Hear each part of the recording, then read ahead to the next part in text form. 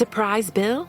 Need fast funds? CashNet USA can help. When you need money fast, be the hero.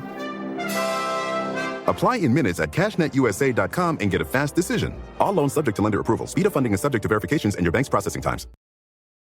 Passion, drive, and patience. The formula for winning championships is also what keeps your ride or die alive. eBay Motors has everything you need to maintain your vehicle and level it up to peak performance.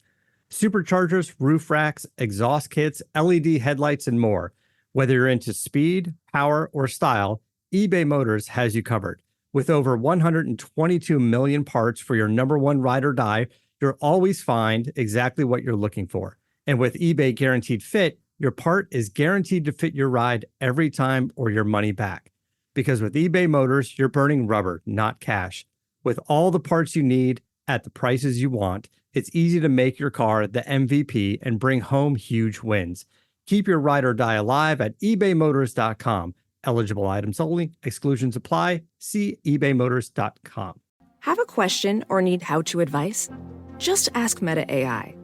Whether you want to design a marathon training program or you're curious what planets are visible in tonight's sky, Meta AI has the answers.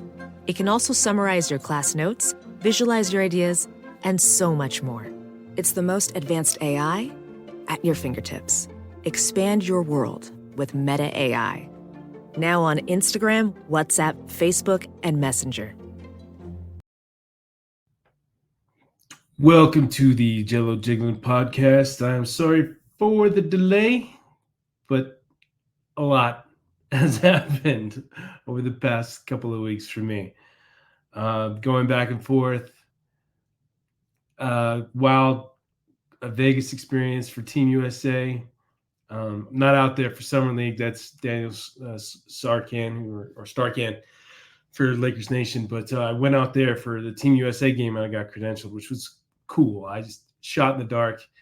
Didn't know if they would accept me or not. It was quite a difficult process to get credentialed, but finally got it. And even when getting my credential was crazy. That's kind of where I'm going to jump in here. But so I got credentialed. I didn't know until pretty much the week before that I was going to be able to go. And I didn't know what it entailed, what they were going to do. I honestly thought it was just a game. I just go out for the game, cover the game, post-game, bounce, right?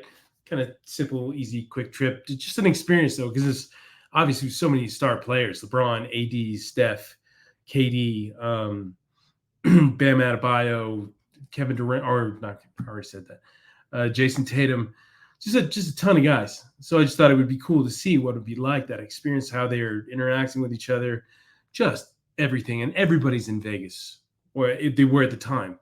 I don't know how it is right now, but with Summer League almost over, I think the championship game is on Monday, and the Lakers have one more game that they play tomorrow night against Chicago, I want to say. They just played Cleveland yesterday and won 2 straight, which is awesome, even though it is Summer League. But they were looking like crap. I mean, from the California Classic onwards until the game before last, and they had to back-to-back, and they won both games. And Bronny played well. I mean, he had a game, or he had 2 games, 2 fairly decent games, I guess, for Summer League, and considering he didn't play well at all in the previous games. Anyway, back to Team USA, though. So go fly out, all the usual craziness, get into Vegas, got to get a rental car. I started the day at like 4 a.m., exhausted, because whenever I know I have to get up super early, I can't sleep. I don't know about you guys, but it's just one of those things. It's like every time you look at the clock, you're like, oh, well, I've only got 5 more hours of sleep, or I've only got 4 or 3. And then next thing you know, you probably get like an hour and a half if you're lucky, right? And that's just because out of pure exhaustion in your eyes, just your body shutting down. But so anyway, get up at 4, drive down there, park the car, all of it to get to Vegas. And then I get to Vegas, and Team USA tells me, oh, hey, look, we're having practices. And that was news too. I only learned that like a day before I got there, or a couple of days. And I had to plan all that out 4 practices, right? I couldn't go the weekend. It was too damn expensive, which sucks because LeBron and AD both talked those days consecutively. In retrospect, I wish I kind of would have done it, but it was like seriously like $300, $400 more to the whole trip, and this is all on my dime. So anyway, so they say Thomas and Mack Center for practice. Got 2 practices for the game, Monday and Tuesday, and then the game on Wednesday at T-Mobile Arena. I'm like, okay, cool. So then I'm mapping out all that, and then they say pick your credential up at Bellagio. I'm like, why the hell am I picking them up at Bellagio? Why don't you have it in like the front of the door at Thomas and Mack? So we're not going 3 places for one event. You know, it was crazy. And you get in and no one knows where the hell this place is. It was like Ballroom 3 or something. And I'm looking on the map. No, there's no like explicit instructions. I will say that the USA basketball people are really good about giving you a lot of information, except for that. And all he said is ballroom and park here, and you get, your parking taken care of or whatever. Which was cool too. They did a lot of that, taking care of you, which doesn't happen with the Lakers. You're always paying for something, unfortunately. But anyway, so I'm like, I literally walked probably and it felt like 5 miles.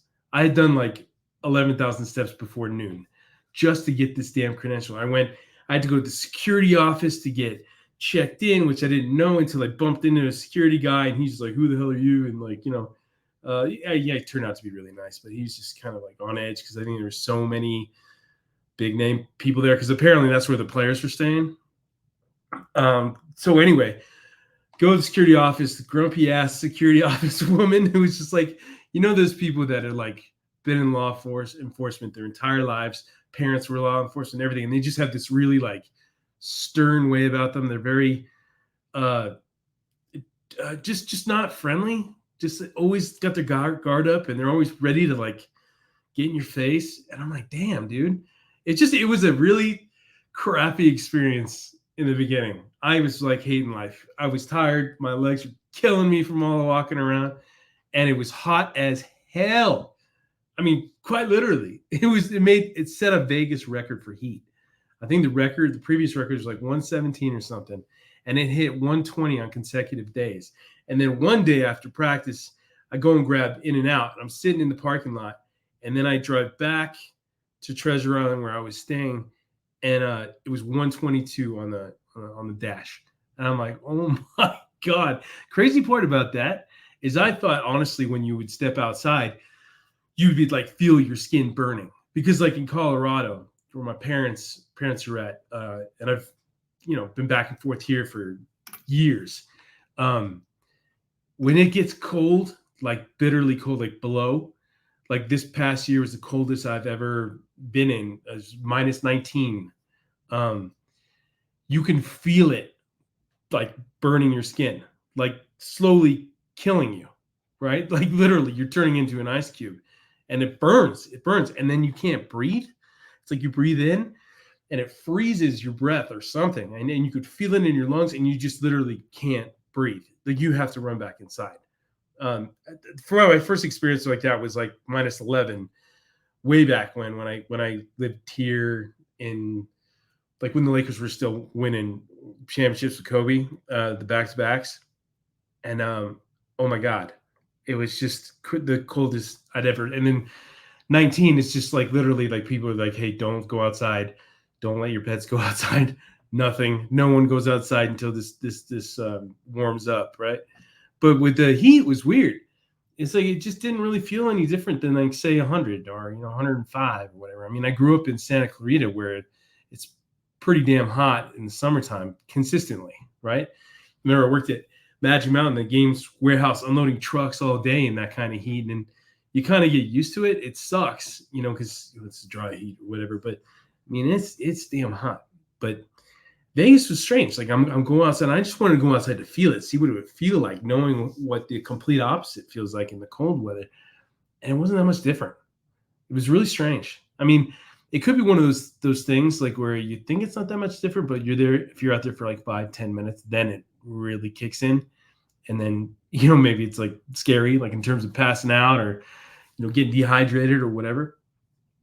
But anyway, cool thing is I bumped into Andy Bernstein as I'm picking up my credentials. He was the only dude walking around. I'm like, Andy, what's up, man? And talked to him for a bit, and he's officially retired now. He's the long-time photographer.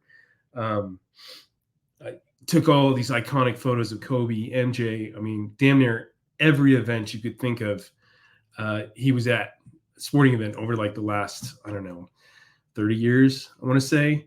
Nicest guy in the world. Nicest guy. And it's kind of crazy that he is so nice because I'm sure he's dealt with some real pain in the ass PR people and the real pain in the ass players and stuff.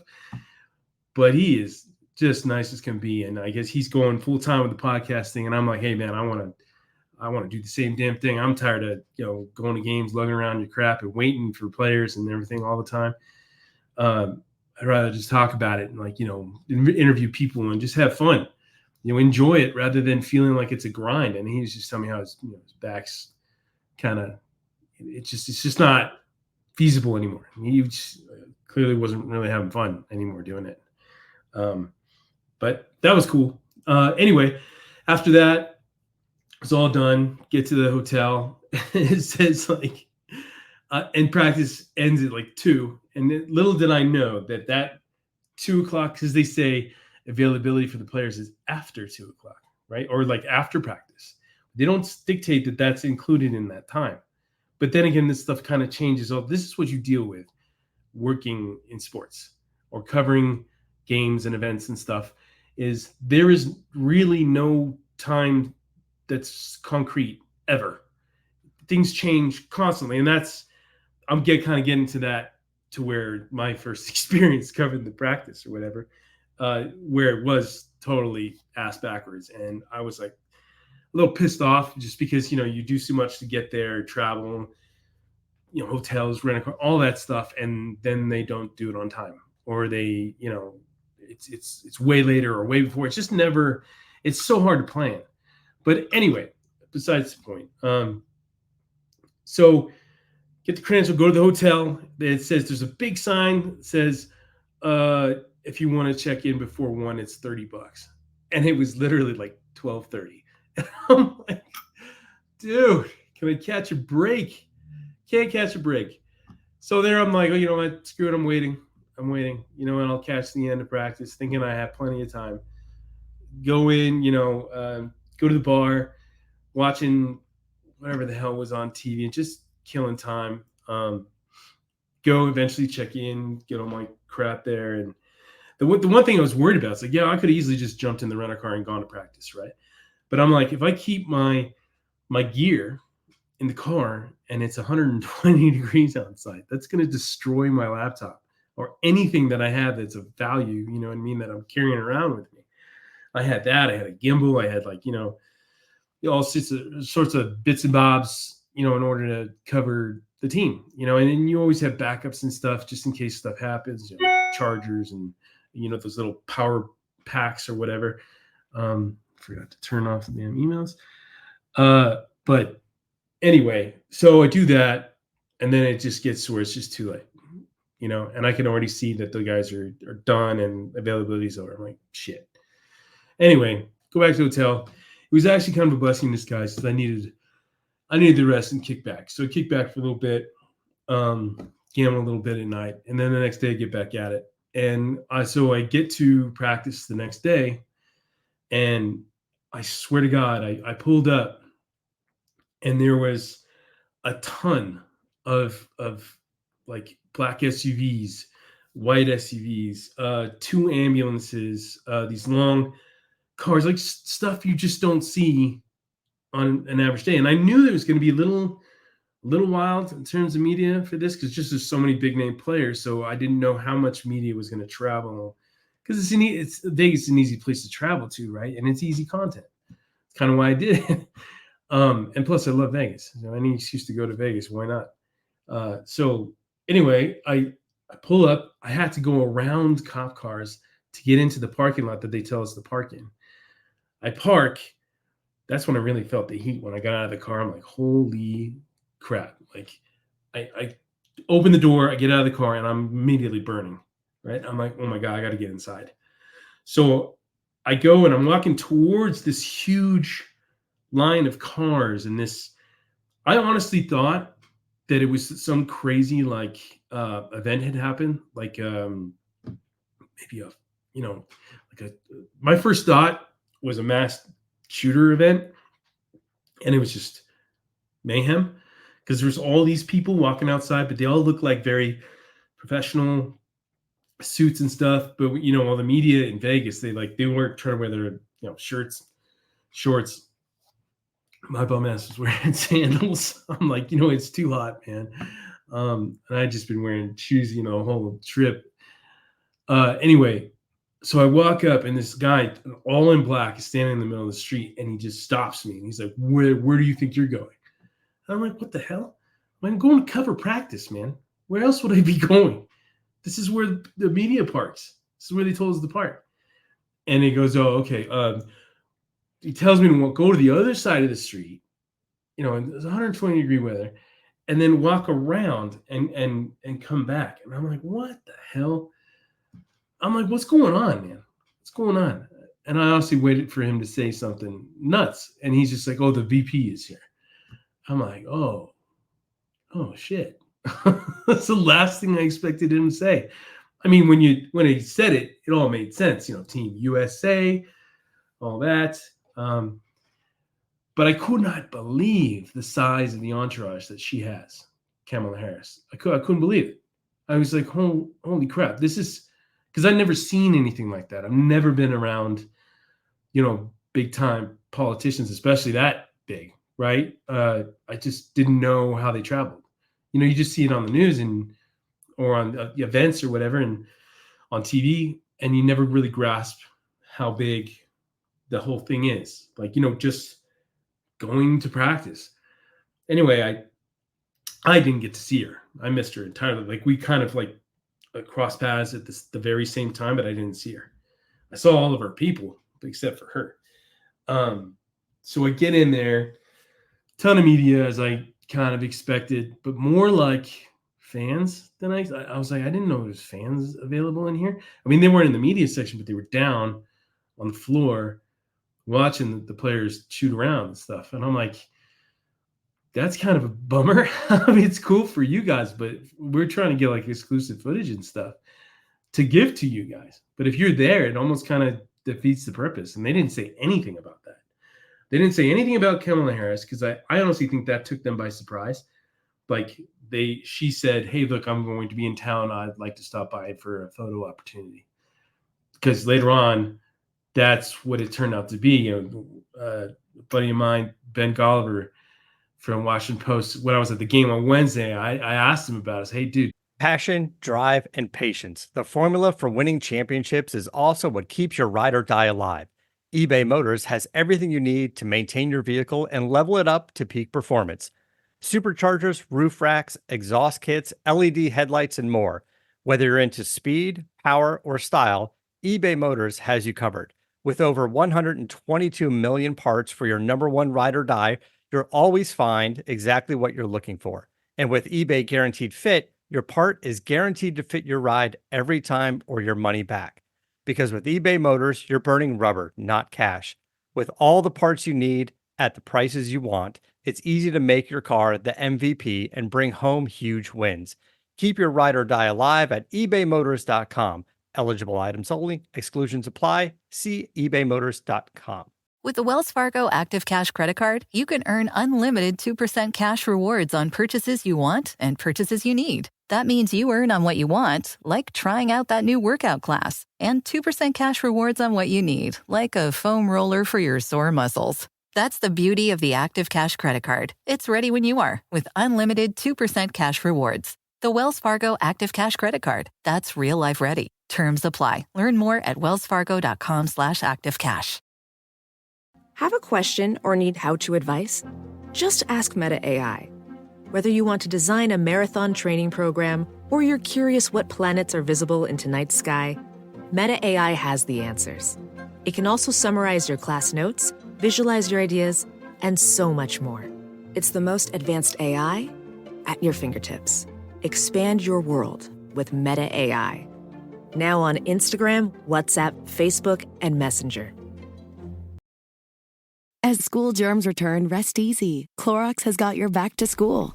Ugh, you're back? It is I, your kid's germy desk, and I've got things to say. I've been sneezed on, used as a tissue. There's chewed up gum under my... Calm down. I'll get my Clorox disinfecting wipes. Oh, and can you please get these sweaty gym clothes off of me?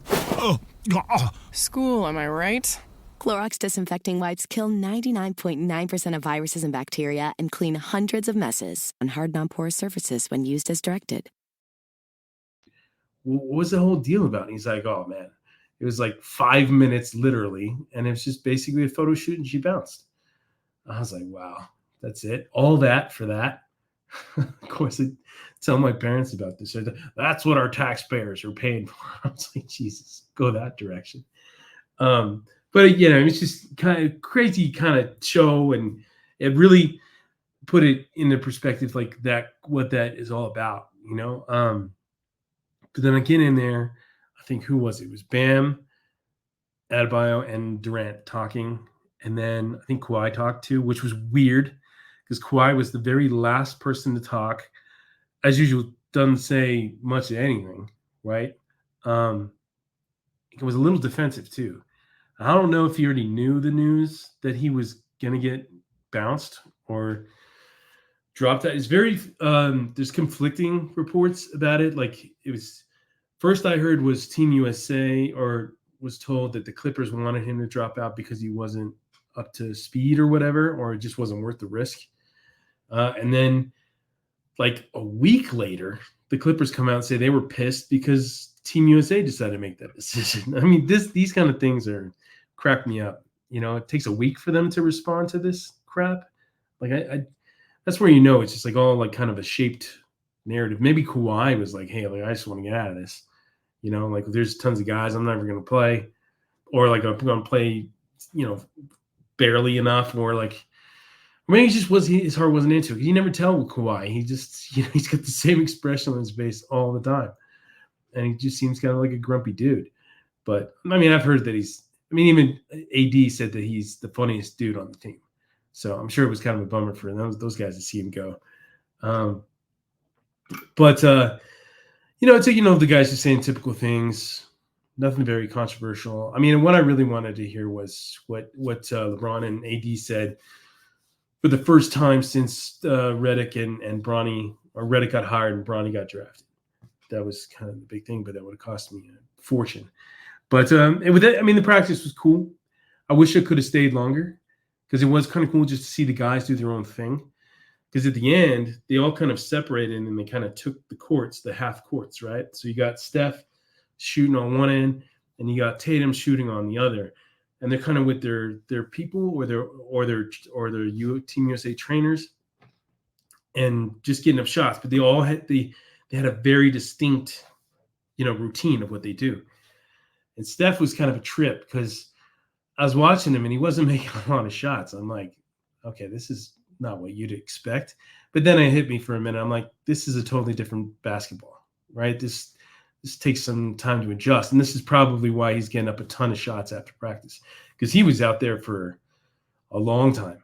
I mean, a long time. He was out there till the end. And I think Tatum was too. So I'm not like, you know, saying Tatum quit before. So I think it was both of them just trying to acclimate, you know, on their own, rather in, you know, a competitive environment, or like, you know, where they barely get the ball or they only get the ball so much.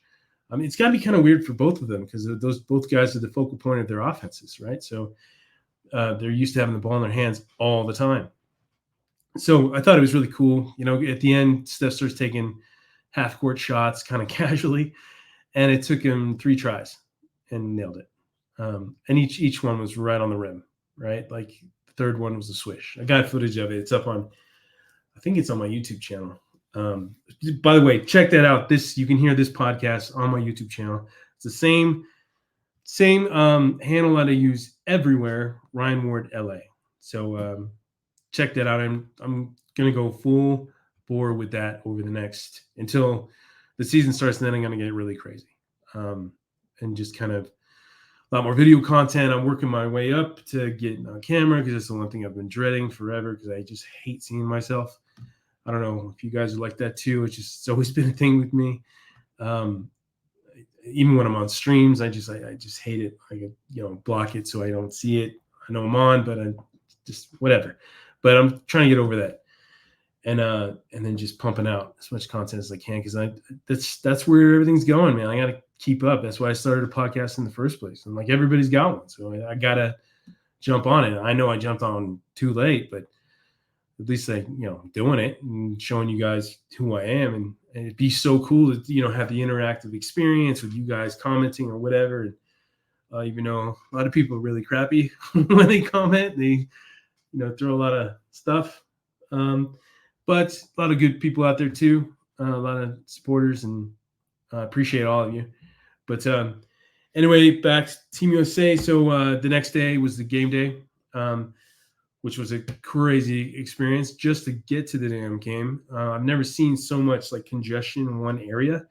And I went to Staples Centers for like 10 years. Like I have never seen so many different ways to get to an arena that have been completely congested where nothing's moving. It was insane because the whole experience, I had no idea what to expect. No idea. I didn't know if people were really into this, taking it seriously. I remember I got to the game and I was tripping out, and then I saw my buddy, my former coworker at Clutch Points, Tomer Azarli, who's grinder and a half. That guy's really doing things. But he said, or I said to him, I was like, dude, I can't believe how many people are here. I can't believe it. He's like, bro, it's LeBron, it's Steph Curry, it's Kevin Durant. What do you expect? I was like, I didn't think of it like that. It's a very logical way to look at it. I should have thought the same way, but I didn't. I don't know why.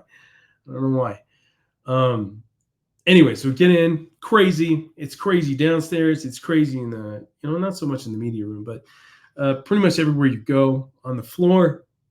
I was pressing my luck as much as I could to get the best footage I could until I got kicked off the floor, which they always do like 15 minutes before anyway, unless you're, with the NBA or in this case, Team USA. So that was cool. Just cool to see so many. It was a mini All-Star game, even on the Canadian side. You got Shai Gilgeous-Alexander, you got Jamal Murray, RJ Barrett, Dylan Brooks, Dylan the Villain, who was comical in a lot of things he was doing. I think you need guys like that in the NBA. I think it makes it more interesting, right? They need more villains. They need guys that you hate, right? Or you hate your guy going up against them, right? You love him when he's on your team, but you hate it when you go against, like a Pat Bev type. Even though Pat Bev got on my nerves when he was in LA. And I'm kind of glad that he's overseas now. But anyway, that's besides the point. So it was really cool. But so I'm in the back. I'm getting all my stuff. So I'm setting up this gimbal that I just bought and trying to figure out all the bells and whistles, which is impossible on the fly because there's no way to practice doing this in that kind of environment because you get there and there's just so much chaos. There's so many people walking by, bumping you. Manners and politeness go completely out of the window in sporting events when it comes to media and stuff. Occasionally you get really cool guys like Tomer and Ben Golliver and like Eric Pincus and there's a few other dudes I'm missing. Jordan Richard, Daryl Ann for Clutch Sports. Just some cool guys like diamonds in the rough kind of dudes. Most people though are not very nice. They're stressed out and they're running around and they got to get this and this, and their editor or whoever producer is telling them to do this and do that, and they're just it just looks miserable. It's like these on camera people. I don't envy them at all, and they're very short tempered and they're very it's just very pressure filled. I mean, sometimes there's some really cool guys, but sometimes it's just it's just part of the business, I guess. But anyway, so finally get this gimbal working and to the point where I'm like, okay, this is manageable. I can do this. And I'm walking through the tunnel to go out to the floor. And some guy comes up right behind me and pushes me. I mean, not like a full on push in terms of like the intention of knocking me to the ground. That wouldn't happen because the guy would have died right after. But enough to where I'm like, what the hell? And I turn around and I'm like, what the hell's your problem, man? I get in his face. And he doesn't even look me in the eye, and he like spreads his arms like this. He's a tiny guy compared to me. And he kind of walks forward, like pushing me up against the rail, right? I mean, I'm trying to describe like picture a tunnel where the players come out of, and the seats are like ascending on kind of like an angle, right? On both sides. So I'm going up against that. And I'm like, dude, this guy is about to get decked. And I'm like, I'm going to go to jail in Vegas. And like 30 seconds later, before I really lose my shit, this entourage starts walking through the tunnel. And then I see Obama. I've never seen somebody with more swag walking into a sporting event ever. I mean, the dude acted like he owned the place, and he did. Everybody went nuts. The players were going crazy.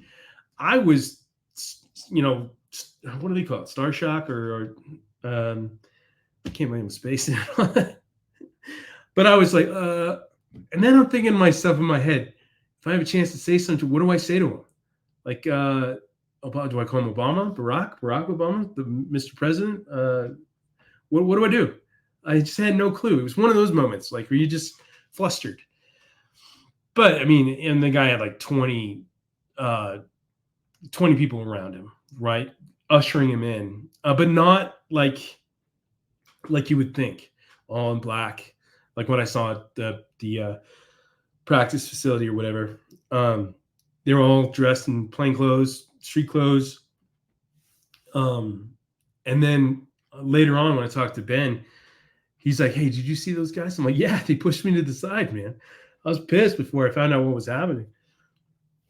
He's like, you see what they were wearing? I was like, yeah, they just look like the casual clothes and stuff.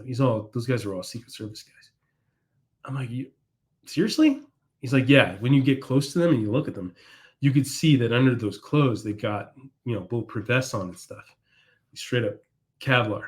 And I'm like, oh shit. It's like, I didn't notice. I mean, it happened so fast. It was like, it felt like 5 minutes, but it was like 30 seconds, right? If that.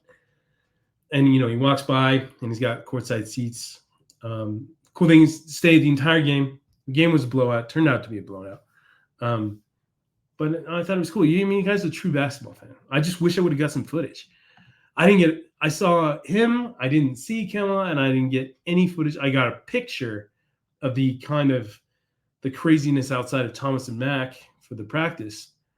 That was it. I didn't get anything like that. And I'm holding the damn gimbal, but I can't move it because the guy's holding me back.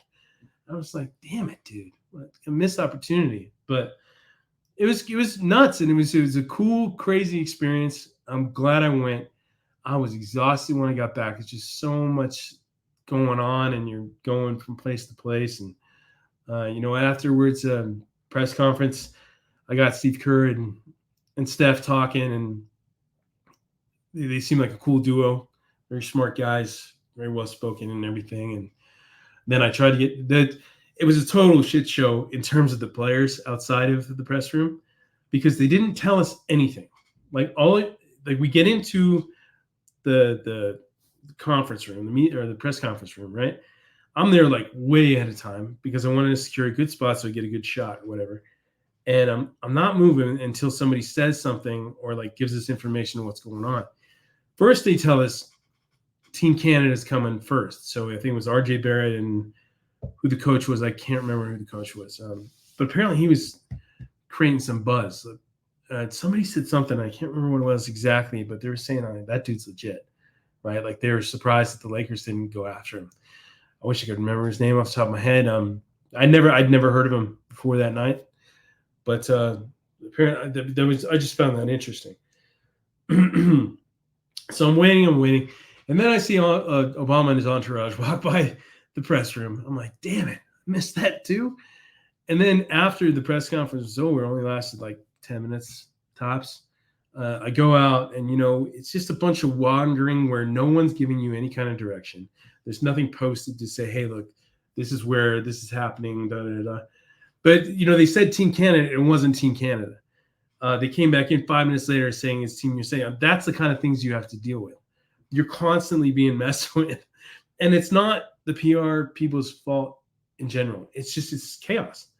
It's like controlling all these personalities and these egos and coaches and players and what they want to do. I remember seeing the Team USA head of PR, this woman, and she looked like so stressed out. I'm like, damn. It's like, I would never want that job. I would never want that job. And the thing, she's still doing it right now. I mean, her job has not stopped. She's got all the way through the Olympics, and then whatever happens after that, like availability wise. So I'm waiting. I'm like, okay, well, I got to get at least, AD and LeBron. I got to see them and see if I can videotape something. I stage myself. Get footage of these guys. And they set up this kind of like Team USA backdrop. And it was weird because there was like, it's like what you would picture like a red carpet event, right? Like where the celebrities come by, they take pictures for like half an hour. They talk to the media occasionally or whatever. And it was the same thing, but they didn't tell us anything. They just set it up and people rushed to it. It's like throwing food on the floor with a bunch of like hungry animals, right? They're just going to jump on it and munch, and they don't care that, how it happened or it was just mayhem. And it sucked because it was so loud in that like area. It's like almost like a garage area that, there's echo and like you can't get good audio unless you had bitching like microphones and stuff. And that's when the guys that spent a ton of money on all their gear, like that's when they like shine, right? Because they can get good footage, good audio, no matter what. And then me with a friggin' $150 gimbal standing there with no like mic amplifier or anything. I'm just like, damn, be lucky. I got a little bit of AD, which was cool, but me didn't really say much. But I will say this: Anthony Davis has been balling out of his mind. I was really impressed because that's another thing. I didn't know what gear these guys would be in. These are just exhibition games, right? They played Canada, and I think the next one was they had to travel to Abu Dhabi, play 2 games there, with Serbia and Australia. Australia gave them a run for their money. They only won by 6 points, which was kind of crazy because it's like Josh Giddey, and I think that's about it. I think there's other NBA players, but nobody like household name types. And then Serbia was just Jokic, and I think they hung around for like a half, and that was it. Like they were done after that. But AD has been playing out of his mind, and I have no idea why Joel Embiid is in that starting lineup. I really don't. That guy, he's a great player. Don't get me wrong. Great two-way player, right? He can play both ends. But I think when it comes to a team that's not geared around him, where he's the focal point of everything, he struggles. He doesn't know how to fit in, right? Because he's used to getting the ball. Excuse me. He's used to everybody playing at his speed, whereas AD seems like he can fit with anybody in any system and play at any level because he plays kind of like an oversized guard, right? Like he can dribble. He's got speed. He can shoot. He's got post moves that are way faster than Embiid's, and he can play defense at a really high level. That's the one takeaway I took from that first game. And now there's been 2 other games that have been played, and I feel exactly the same way, if not more so. I don't get what Steve Kerr's doing. And I think a lot of people are saying, like, this is why Steve Kerr's or Warriors fans are frustrated with Steve Kerr, which is news to me. I didn't realize that was a thing because I don't cover the Warriors. But, yeah, I don't get it. I think that could be something that bites them in the ass if they don't make a change. But Kerr is adamant about keeping Embiid out there. And I don't know why. I don't know if there's a promise made or what. Because, he took a lot of shit for dissing the home country, right? Like, because he could have played for France. I think he could have played for where else could he have played? I can't remember what it's called. Shit. But anyway, he had options. And especially with it being the home country, and he's he's playing for USA. I don't know. It's a little strange. But I think, somebody was, or a few people were telling me on Twitter when I put it on Twitter, they're like, oh, it doesn't make a difference. We're going to dominate it anyway. So yeah, say that now, dude. But if they get off to a slow start against a team that can finish strong because of Embiid, that's when it's going to bite you in the ass. I mean, that's why Team USA goes in the dumps sometimes. It's because they don't go full bore all the time. They just assume that, they got the stars. Okay, they're going to be fine. And then they get shocked. But I mean, I don't think that's going to happen this year because I honestly thought Canada would put up more of a fight, but maybe they were taking it easy. I don't know. I thought Serbia would put on more of a fight, but they just got creamed. I think they play, South Sudan tomorrow? South Sudan. And then to finish out the exhibition games, they play Germany. And the last two games are in London before they go to France and get things going next week, I Bleav. So it's something to keep your eye on. I mean, I know I guarantee AD's not saying anything. He's just kind of doing his job, and that's it. I mean, he's not going to put up a stink because he looks great right now, and everybody's talking him up, and deservedly so. I'm really impressed by him. I really am because they didn't have much of a layoff, and he's just looks like mid-season form. It's kind of crazy. I think even Lamar Odom went on Twitter and said, hey, look, he could have an MVP season next season. And I was like, yeah, if he plays like this, yeah. It's just, I don't know. I think AD struggles being a number one, and maybe that's why he's so good in this situation because he doesn't have to be. He doesn't have to be the number one guy, right? And he can come in and just do his thing, and then he just shines, right? It's just, guys all have their things, all have their little quirks, and maybe that's the thing we're seeing with Embiid and AD in this and in these games. But I can't wait to see them get to Paris. I want to see if that competition ramps up, and I want to see how France plays. I want to see Wemby. I want to see how he does, and I hope they don't take him for granted. I really don't. I hope they go in there and saying, hey, look, these guys can ball, and it's going to be. I mean, picture this, just this: Rudy Gobert and Wemby in the front court, guarding the hoop. That's crazy. I mean, Gobert's not a crazy superstar, unbelievable player, but if he's got another guy that can do what he can do right next to him, that's a scary prospect. I don't think there's gonna be a lot of driving in the hoop.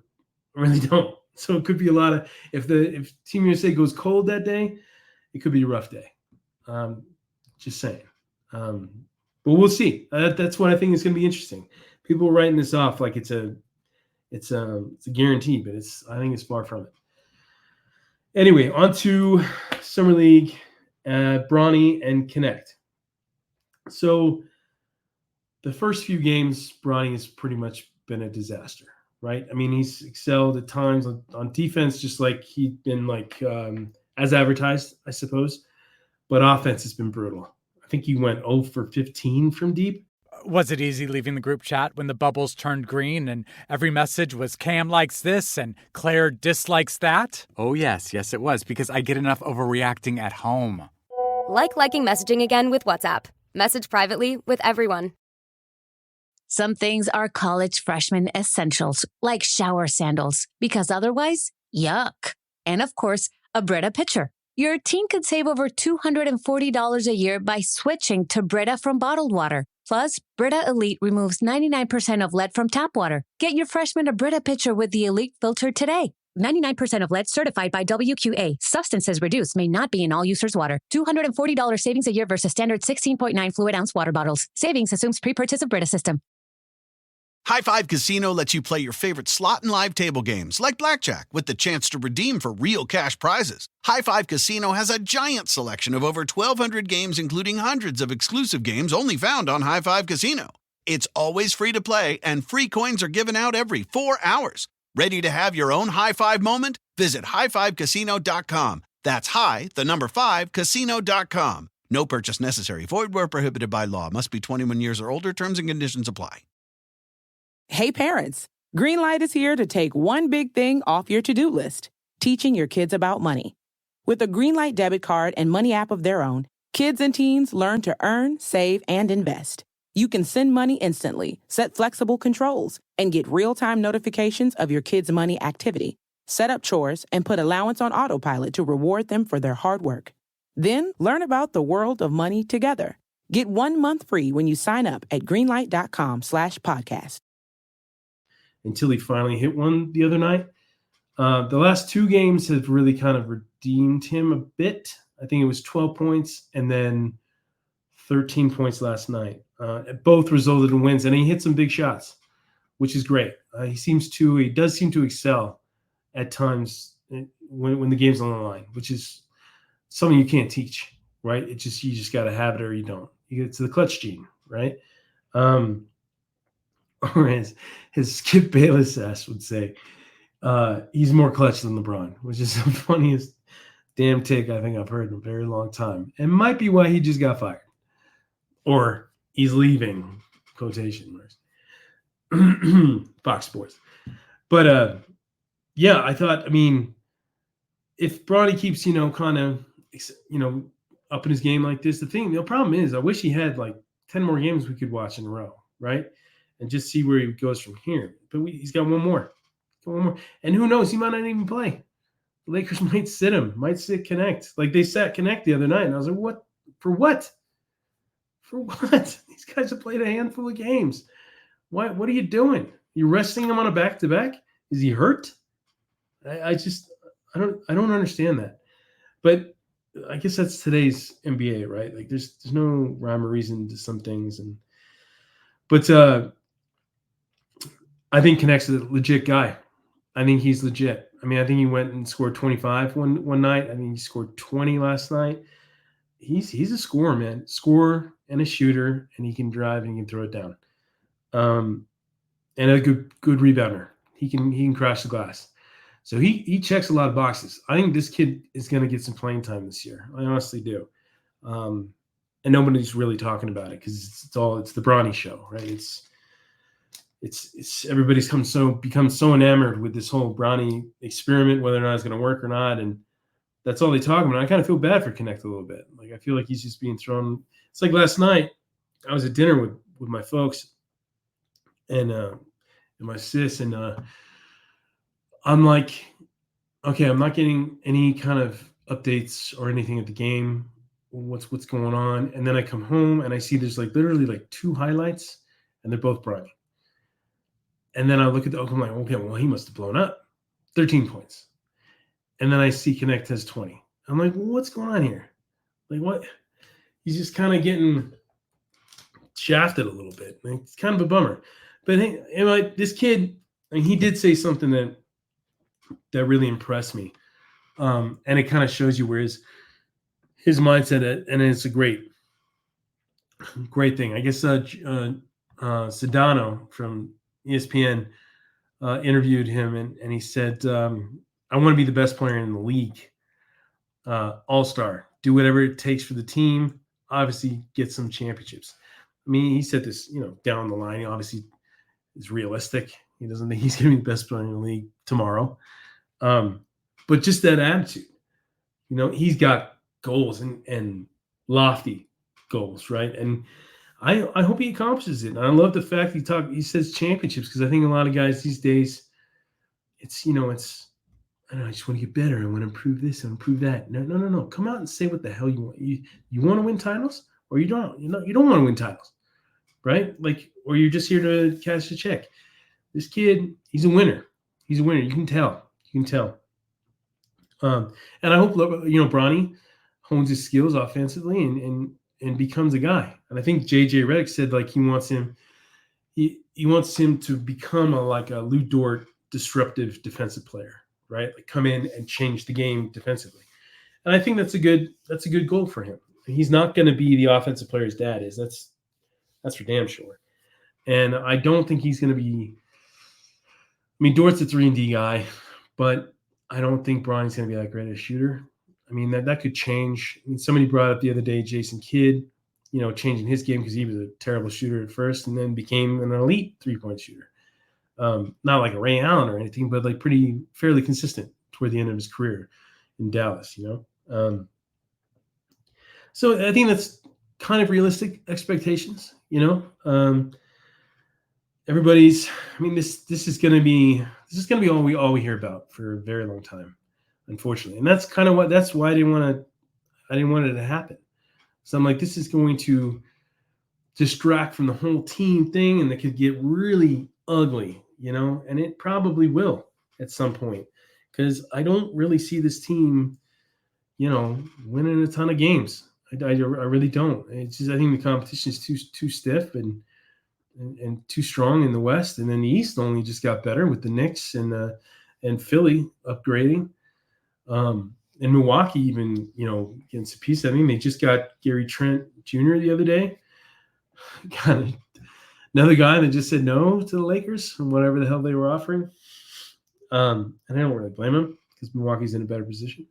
But and then the interesting with Jaylen Brown, which I feel bad for Brown because he didn't actually say anything on, with the knowledge of it being heard, right? It's almost like a hidden mic, in an investigation or something that they're using to get to entrap somebody, right? Like, what do you say? He doesn't think he's a pro. He heard him mouth, or these people saw him mouth it on the sideline with some WNBA player or two. I think Angel Reese was one of them. I can't remember the name of the other girl. But I felt bad for him. Like, damn, dude, that sucks. You're getting blamed for something that you didn't even know was kind of caught on camera, and it, everybody's saying stuff like that, on the sidelines and in their own groups and in group texts and all that stuff. So he just kind of got capped. Well, that's what happens when the camera's on you all the time. Maybe you got to be a bit more aware of that. I think that's why the guys cover their mouths with their hands a lot, because they don't want anybody interpreting things or taking things out of context or reading it wrong, which could be really easy to do. And then Chet Holmgren, after, I think it was either last night's game or the game before, said, I think you'll be a good pro or something like that. Like, basically just taking a jab at Jaylen. There's a freaking layup, right? Like, I hate people that do it after the fact. It's just like, really? Come on, dude. But and then, bad news we got this week with Kobe Bryant's dad, Joe Jellybean Bryant, passing away because he had a severe stroke or something, and I think he was 59. He was either 59 or 69, but young. He was young, and it was tragic. And I was like, damn, man, that family can't catch a break. It's just, one tragedy after another. But it's a sad moment. You saw a lot of pictures of Kobe with his dad, and I know they had a difficult relationship toward the end there. I think things got a little heated. Something about memorabilia, like them trying to sell Kobe's memorabilia or something. And I don't know. I know that relationship was strained, and I'm sure there's a lot of regret on both sides and everything. And I think Vanessa came out and said, her condolences. And just bummer. It's a bummer for the kids, like the kid, poor 3 kids, just like, just trying to grow up, live their lives, and they got all this to deal with, and it just keeps coming back, But rest in peace to him. I never watched him play. I saw one highlight where he posterized Kareem, which I thought was pretty cool when he was playing for Philly. But apparently he was a baller. In Philly. So a lot of people have good things to say. And then there was that sideline interview with him watching Kobe play, I want to say against the Kings, back in the day when they were going head-to-head with like Weber and Bibby and all that. And the reporter, whoever was interviewing him, said something like, you dropped 30 when you were 50 overseas or something. And I was like, damn, that's crazy. I mean, it just runs in the blood with those guys, right? Just pure scores. And age is just nothing but a number. Kobe drops, 40 when he was, 30, 36? He retired. 36 or 38? It might have been 38. But just incredible. It's just sad though, sad. And then the next thing is Bronny being the most bet on player to win Rookie of the Year next season, which is hilarious. People are literally just setting their money on fire. I don't know why you would think. You know how many things have to go right for him for that to happen? I'm not saying he's a bad player. I'm just saying it's more about situation with the Rookie of the Year. It's like Wemby coming in. You knew he was a superstar. You knew he was going to play right away, and you knew the ball was going to be in his hands pretty much all the time. And that's exactly what happened. And he was Rookie of the Year easily. And then he had Chet Holmgren on any other year would have been Rookie of the Year, right? But no, not when you're going against Wemby. And I will say this year's a bit wide open, right? I don't think there's any clear guy where you're just like, oh, this guy is the best rookie, right? Alex Sarr, I think, has been an absolute disaster fire. I think he went – there was comparisons to him and Bronny, like give Bronny a break because the number 2 overall pick went 0 for 15 one night, which trips me out because the guy's a 7-footer. You can't get an easy putback or an easy jump hook or dunk even. Are you kidding me? I haven't watched him play. So he could just be strictly a perimeter player, and he's one of those 7-footers that just doesn't really go in the paint that much. But still, dude, it makes me wonder what the hell these scouts saw that made them think that he was going to be so good.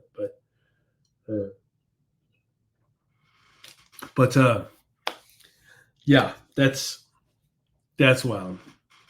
I don't know what bettors are thinking. I guess it's just such a long shot. He's such a big name already that they figured maybe the Lakers will try and trot him out there if they're terrible, right? But he's still got to average like 15 to 20 points a game and be a game changer, an impact player. And I just don't see that happening. Unless in this D'Lo and Austin Reeves go down, that ain't happening. I'm sorry. It's just not. He's just not ready for that. And he's not a scorer, They don't really reward the NBA, Rookie of the Year to the best defensive player, even though they kind of did with Wemby, but he was just as good offensively. That's what makes him so good all around because he can do anything. He's a freak. He's the alien or whatever his nickname is.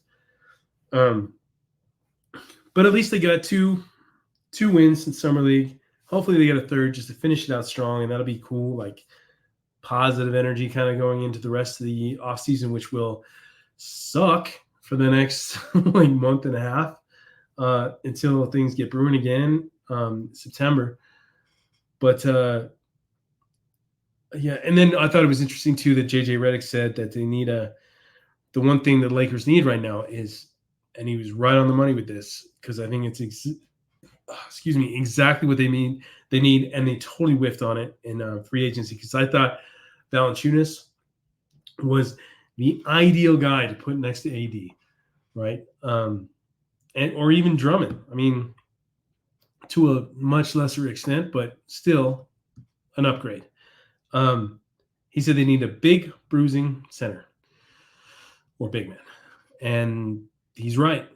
But the Lakers, to this point in the offseason, have done two things. Re-signed LeBron to 101 and Max Christie to was it a 3-year deal or a 4-year deal? And then obviously the rookies. That's it. There's no outside talent outside of rookies. That's it. They don't even have a guy on the vet minimum coming in. And Dinwiddie's still out there, Taurean Prince got sick of waiting. He's like, screw it, I'm going to Milwaukee. I'm following Ham, who had a love affair with that guy, and going to Milwaukee, which nobody's going to blame him for. I don't know if they were all that interested in bringing him back. But it's just a sad state of affairs, man. The fact they haven't done anything. And the other moves are the coaching staff, right? So I don't know if I said on the last pod, but Nate McMillan they've added. Scott Brooks they've added, and then they just added Lindsey Harding, who was the G League Coach of the Year, which I thought was cool.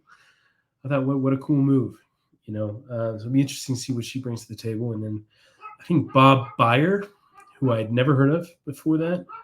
The Dogs make an appearance. I'm surprised it took them this long. But yeah, that's all that's left. And then Rich Paul coming out and saying that Jeannie Buss was the one that made the call on Bronny. Right. Not sure if that needed to be said, but let's just say that Jeannie Buss is probably not in the good graces of Laker fans right now. No, not at all. But anyway, that's the current state of the madness in LA at the moment. I would anticipate news kind of dropping on like a rock after Team USA is over. Whatever that'll be, I would assume 2 weeks, maybe 3. But when that happens, the dog days really kick in, and we're just talking hypotheticals from there on out. Unless they go on and make a trade, sign players. Sorry, I laughed at the dogs. But yeah, so until that time, be good. Try to stay positive as much as you can. And I'll see you next time. High Five Casino lets you play your favorite slot and live table games like blackjack with the chance to redeem for real cash prizes. High Five Casino has a giant selection of over 1,200 games, including hundreds of exclusive games only found on High Five Casino.